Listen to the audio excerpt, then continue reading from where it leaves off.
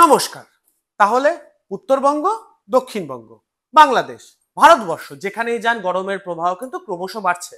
উত্তরবঙ্গে আজকে রায়গঞ্জ 38, তো দক্ষিণবঙ্গে 37। এই গরমে থেকে আমাদের যে দৈনিক জীবন, আমাদের অফিস যেতে হচ্ছে, হাসপাতাল যেতে হচ্ছে, কাজ করতে হচ্ছে, যারা মাঠে আসেন মাঠে কাজ করতে হচ্ছে, আমাদের কিন্তু আমাদের দৈনিক কাজটা করতেই হচ্ছে। তাহলে এই অবস্থায় আমরা আমাদের শরীরটাকে দেখবো কি করে?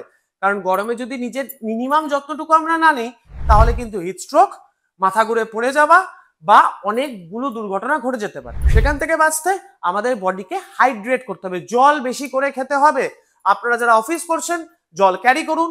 তার সঙ্গে কি ওআরএস, আমাদের শরীরের কি রকম মিনারেলস এর দরকার, তার জন্য ওআরএস খেতে পারেন।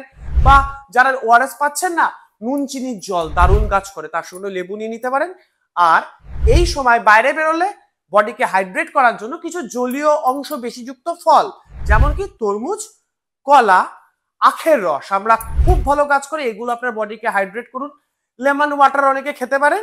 এগুলো খেলে কিন্তু আমাদের বডি অনেকটাই ঠান্ডা থাকবে। আর যারা গরম ঠান্ডা বেশি হচ্ছে, মানে এসি নন এসি বেশি করছি, তারা মাস্ক পরবো যাতে ডাস্ট অ্যালার্জিটা না হয়। আর অলরেডি করোনার একটা সংক্রমণ বাড়ছে, তো মাস্কটা আমাদের দারুণ হেল্পফুল। এগুলো করলে কিন্তু আপনারা গরমে অনেকটাই ভালো থাকবে। যাদের যাদের সমস্যা হচ্ছে তারা নিশ্চয়ই ভিডিওতে কমেন্ট করে জানাবেন। সকলে ভালো থাকবে। নমস্কার।